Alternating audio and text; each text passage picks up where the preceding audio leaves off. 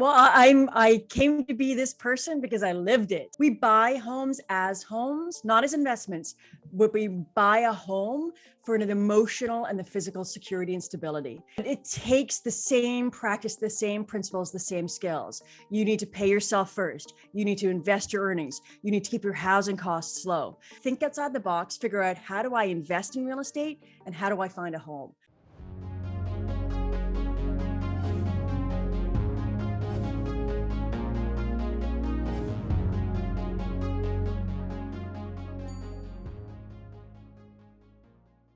Hello, and welcome to this episode of the Real Estate Investors Club podcast. We have with us today Romana King, who is Director of Content at Zolo and best-selling author of House Poor No More. So, Romana, we want to talk about a subject that we don't talk about too much on the show, which is home ownership and some of the challenges that people are facing today. So maybe you can just give us a little background on you, about what is your expertise in this area? How do you come to be the person we have on the show to enlighten us on this subject? Well, I came to be this person because I lived it. I was the daughter of immigrants who came, and of course, home ownership coming from Europe was important and seemed attainable to North America at the time. But it cost a lot of money even then. And I remember my father ended up putting a deposit down on a house and lost that, then bought a house and then lost that. Wow. Because he didn't have the right information from, the experts, which is that the tenant income that we would have relied upon in order to keep the house, the tenant, the apartments were not legal. And so suddenly he was hit with this huge, you need to upgrade in order to make it legal. We of course didn't have the tens of thousands of dollars that would require. So we had to let go of the house. And of course, in real estate, you transact quickly and you don't account for it, you're going to lose money. So my dad is one of those guys, he's got sort of that growth mindset mentality built in. He's like, oh yeah, made a mistake, gonna learn from this. And I was young enough and old enough, I guess, at the time to sort of catch on his coattails and say, okay, what are you learning? And this is dating me. This is back in the day where we didn't have mortgage calculators online. We had mortgage tables in a printed magazine. Wow. And he would sit for hours going through the calculations on those mortgage tables. So I remember very early on, cross the T's, dot the I's, really understand the math, even when you're a homeowner. He wasn't investing. He was not a real estate investor. He was a homeowner that understood that the asset that he was buying had value, and he had to understand that value and how to keep that value strong. Mm-hmm. And so for you, so you saw that when you were young, and that must have been quite the experience in giving you a piece of education, and also warning signs and getting you excited. What did that mean for you, and how quickly did you jump into it afterwards? So, straight from the get-go, I understood the importance of having a home as a place of security and stability. We buy homes as homes, not as investments, but we buy a home for an emotional and the physical security and stability.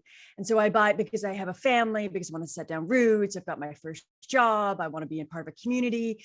And none of those are financial reasons. And so I start my book with, hey, it's okay to buy a home for these emotional security reasons. Once you've done that, once you've sort of checked that, okay, now I'm going to do that, I'm going to invest in that security and that emotional stability, then we need to start thinking about, well, how do I make better or wiser financial decisions as a homeowner?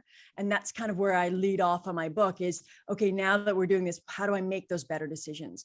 And when you ask me how quickly, I was looking at property, I think my first stage was when I was 21, and I was so close to signing on the dotted line of a condo. With my dad's help, we went through the whole, and, I gave him the business plan. I gave him the whole idea because I would have had to get mom and dad bank loan. And he was willing because I put together the whole plan. And at the last minute, I changed my mind. I said, you know what, Dad?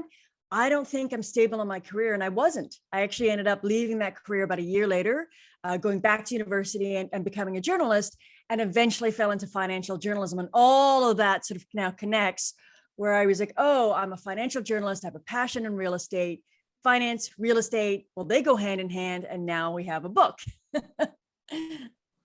Yeah, so I guess I'm curious to hear a little bit about the advice that you give in the book. So our audience is really people who are using real estate as investment. And it's actually interesting that you mentioned this whole emotional component, because Axel, I don't actually know whether or not you own your home. I own my home. I do.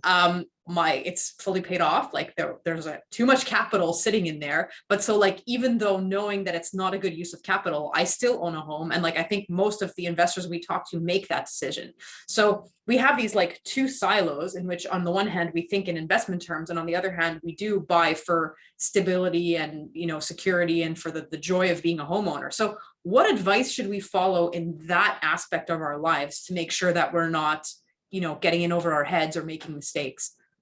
So one of the big ones I actually try and tackle is the silos. I think that we need to stop looking at houses as, first of all, a home is not an investment, it's an asset. There's a difference. An asset has value, but investment is where I put money to expect a return. I don't put money in my home to expect a return. I put money in my home so that I can have a lifestyle that I want. But it's still an asset, which means that I still have to understand its value in the marketplace and make decisions based on that value. And part of that is, how do I make smart home renovations that are going to add value, not detract from value, but renovations that also appeal to my lifestyle. So there's a whole balance, a horse and trade, a little bit of here, a little bit of there. So I talk a lot about that. And I talk a lot about the importance of, you do those renos for your lifestyle, but make sure that it makes financial sense. So there's two checklists you have to look at. The renos are for you, but do they make sense for the market? And that's your home. But I also ask people to try and consider, I know that we sort of have these two silos, home over here, investments over here. Some of those investments, myself included, I'm a real estate investor. I get that. But I need to stop thinking about my home as being separate. It's not. I've spent a lot of time and a lot of money building up the equity in my home. How do I use that as a tool? And so, yes, I need to understand leverage. I need to understand risk. I need to understand the market. I need to understand tax deductions. But once I have a basis or a premise of how those all work, I can start making more strategic decisions based on all the tools in my toolbox. If I'm a younger person, let's say I'm in my early 30s, I've bought my first home, I want to invest. Well, I can use the tool of leverage, and I can use the tool of risk. So yes, I'm going to take more risk using leverage, but I have more time in the marketplace. And we all know from investing that time is a really good asset to have. It's a really good tool to have. So I have more time in the market to use leverage, use risk, use the equity in my home to take that equity out and diversify my investments. My idea is, maybe you don't invest straight, and this goes against all real estate principles, and I'm a big believer in real estate. Maybe you don't invest in a real estate investment property first. Maybe you go and you put that money in stocks and assets and safe, I'm not talking risky, I'm talking blue chip, balanced funds we're talking about, but then you earn those returns and you get that money back and you start paying down more of the mortgage in your home, getting more equity, trying to understand how to free more of that capital to go and make more of those investments. So that's probably the biggest takeaway I have is, we need to stop having these silos where we think that home is over here, investments over here, the two can never meet, because it's not true. I don't live that way. So the two should meet. How do I meet them? How do I do it responsibly so that I'm taking on only the risk that makes sense to me? Mm-hmm. And actually, that's you bring up a really good point, is that sometimes people do see it, sadly, as silos, but it's all interconnected. And I'm thinking actually of a particular example. Some really good friends of mine, two working professionals, making good income, living in Vancouver, and telling me like, Axel, we can't buy here. It's impossible because property prices are so high. So for these like 35-year-olds who are actually making a good income but are trying to live in a city that's really expensive, what kind of advice would you give them? Because they're looking to do a 20% down payment. Like it will take them 5 or 7 years to accumulate that capital. So how would you structure it and help them find a way to do this? So the first thing I'd say is, do your math. A lot of people don't realize that if you put less than 20% down, and everyone talks about this, CMHC fees, mortgage default fees, you don't want to pay those. Yeah. Do you know that you also get preferential rates from mortgage lenders all the time? So I've got lots of equity in my home. I go to renew my mortgage. I don't get the best rates. I could be A-class borrower and the lender's still not going to they're going to go over to the first-time buyer and say, oh, your first-time buyer with 15% down, I've got even better rates for you, because that's the largest chunk of the market. So all of the lenders compete for it. They want your business because they know that a certain percentage is just going to roll over and renew the next time. So that got that guaranteed income. And so they will compete hard. And so what a lot of people don't realize is, if you do the math, even adding in the mortgage default fees, you're still ahead if you don't put 20% down. So the first thing I say to those people is you need to challenge the math. You need to do the math and challenge the old, rules of thumb and concepts about you have to put 20% down. I'm not saying 20% down isn't good. I'm just saying challenge it and find out whether or not it's the right play for you, particularly in expensive markets like Vancouver. I live in Vancouver. It's expensive to live here. And the next thing I'd say is home ownership is a cost and benefit. I would love to live right downtown and have a nice big backyard and close access to transit and not own a car, but have a car and I don't get that. I need to make a trade-off. I don't know. I don't live there. So I need to make a trade-off and understand, if my trade-off is I have tenants because I need to help pay for my mortgage, that's my trade-off. My husband doesn't like living with tenants. So our trade-off is we need to adjust our purchase price so we don't have that additional income coming in. These are the trade-offs we have. When my brother bought he's had a condo before, but he bought his first home. It's a step up when you buy a home. You've got the lawnmower, you've got the snow shovel, you've got all the extra stuff, right? And so he's phoning me going, I got that. I said, I guess you're not eating out anymore. He goes, yeah. And he was telling me my life's not going to change. Yes, it is. It is going to change. So young professionals can buy into the market. Yes, it's expensive. Yes, I understand, but there are trade-offs. There's possibilities. It's just a matter of understanding what's important to you and understanding where you're going to put the money now, because you're going to feel pain somewhere. So let me ask you then kind of one of the questions that maybe some of our listeners and some of our clients come with. So they live in very expensive markets like Toronto or Vancouver, and like increasingly Montreal is becoming just too expensive. And so the question that they end up having is, do I rent my home and buy some kind of an investment property or something in a secondary market because that's more accessible to me, or else I can like really stretch and, like, as you say, end up in the situation of being house poor. I mean, I don't know would you have any advice for people who are in that kind of situation? I actually think those are great strategies. And I think that's what I mean by compromise. I think when you look at your lifestyle, and if your lifestyle is, I want to be urban, I want to be central, and that is way, way, way, way above your price range, then yeah, it actually makes more sense to rent. And we've done, I've done the math, other experts have done the math. By and large, if you rent, save what you have by paying rent rather than mortgage and all the housing costs, and then invest that, you are actually going to be financially ahead. I'm very clear in my book. You do not need to be a homeowner to achieve financial independence. Renters can do that easily. But it takes the same practice, the same principles, the same skills. You need to pay yourself first. You need to invest your earnings. You need to keep your housing costs low. The premium you pay for home ownership means that you are forced to save. So as a renter, you need to do the same principle, but you have to force yourself rather than having the bank force you by making that mortgage payment.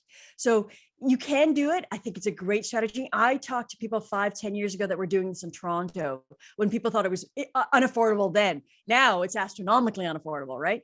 But they had kids, they wanted to be right downtown, but they also wanted to get into the market. At the time, those buyers were actually buying in the Muskoka, before, vacation properties took off. And so now they've actually earned quite a lot on that in investment / rental property / vacation property. It does require a bit more work because you need to understand, okay, I'm buying a real estate investment property, not a home. And I'm looking for a home that's a rental. But if you're willing to put in the work, the math, work with the experts that know these markets, that understand what you're doing. And there are experts, they're real estate experts more. I mean, I'm a big fan in finding a real estate expert that knows how to do the stuff that you're doing, find a mortgage broker that knows exactly what you're doing, and walk them through your 5-10 year plan, because they'll have tips and tricks on how to do this stuff smartly so that you can do it well and actually execute the plan without falling into, I didn't know I was going to have to pay this tax. I didn't know that this was going to happen. So you want to make sure you've crossed the T's, dot the I's, buy the place that is going to make sense for you 5-10 years from now. Are you going to drive out to that property? Or are you going to fly out to that property? Who's going to take care of it? So all of these things have to be understood, but it is a really smart strategy. And that's what I mean by thinking outside of the box, weighing up the pros and cons and figuring out what's right for you. Think outside the box, figure out, how do I invest in real estate and how do I find a home? And the two might not be the same. Yeah. And those are all really good points. And as you said, like determining the priorities and what kind of lifestyle you want, and then making a plan and surrounding yourself and building a team around you that's going to help you execute it, whether it's just advice, whether it's on the financing, wherever it may be. Can you just tell us a little bit, as we're wrapping up here, can you just tell us a little bit where people can find your book? It's on Amazon. You can find me at romanaking.com. And I also am the director of content at Zolo. And I'm always happy to people have questions. I try to the best of my ability to answer. I'm not always timely, but try to the best of my ability to answer. So if they just email me, I'm happy to try and help them through things. Let me ask you one more question, also by way of conclusion. So obviously, number one resource, check out your book. But other than that, is there anything else that you would recommend in terms of somebody who wants to maybe get the toolbox that would help them make smart home buyer decisions, not necessarily investment real estate decisions? Yeah, I mean, I sound like I'm boasting, but my book is sort of that lovely gap. And it has been said that by other people in the industry, other journalists, sort of like, this is the homeowner's manual. So it is a good $20, well spent in my mind. Yeah. But if you're not, I mean, if you're looking for I'm actually a big believer in sort of some of the staid standard stuff out there. So CMHC, as much as people want to poo-poo them for the default fees, actually has incredibly good resources. You want to know about insulation? CMHC has a book for that. You want to know about, windows? CMHC has a book for that. So I'm actually a big believer and a big fan in a lot of those publicly accessible free resources. There's also, you can see behind me, you can't see it. I'm a huge fan in books. So if you like my books, start spinning off. What do I read? I read things like, The Mindful Investor or things that I'm going to glean expert knowledge from other people that have also walked the walk. So I'm actually a big believer in a lot of books there. And it doesn't always have to be about personal finance or real estate, but I do like those. Talbot Stevens talks a lot about debt. I'm a big believer in Aussie Jurek, which is some old real estate books. But you start understanding where some of these old myths and rules of thumb come from by reading some of these people, understanding where does location come from? How do I apply it to this market? Because it has changed a bit, right? So I think understanding it's an ongoing process, learning's ongoing, and understanding that books are meant to not just be read, but mark it up, make notes in the columns, flag that page, pass it on to your friend. Like, these are textbooks, not, novels, right? Yeah, very good way to conclude. You're absolutely right. Like, when you see how much information you can get for $20 in a book, it's the best investment you can make. Just invest in yourself, in your education, in your knowledge, and it will take you far. My husband says you spend way more than $20 on books, and I'm like, yes, but I love books. So yeah, but look at the return. It worked out. Huge return, right? Yeah. Yeah. And like way cheaper than however many hours of coaching or like whatever else, right? Like I always say when people start, okay, what's the free resources first? Podcast, YouTube. Then the next step is, okay, then the book. Or something low cost. And then once you've done that work, then if you want to go get coaching, go do it. But like, why not get access to the free and low cost resources first, mark it up, and then find some way to answer the remaining 5 questions that you have. So thank you. You said it way better than I did. I mean, can I just say what she said? Can I just say that? What she said. That's the way to do it. Yeah, exactly. Sure. Well, look, Romana, thank you so much for taking the time to share this wisdom with our audience and for sharing this half hour with us this morning. Thank you, Terrie. It was a pleasure. Yeah, thank you very much. And for everyone listening, as usual, if you want to keep supporting us, please subscribe, share it with a friend, leave us some comments, send us some feedback. It's always welcome, and we try to respond to absolutely everything we get. On this beautiful note, thank you again, Romana. It's been a real pleasure. And to anyone listening, get involved, jump in the market, do your research, and finally, go make some offers. And check out her book. Yes, indeed. Thank you. Thanks, Axel. Thanks, Terrie.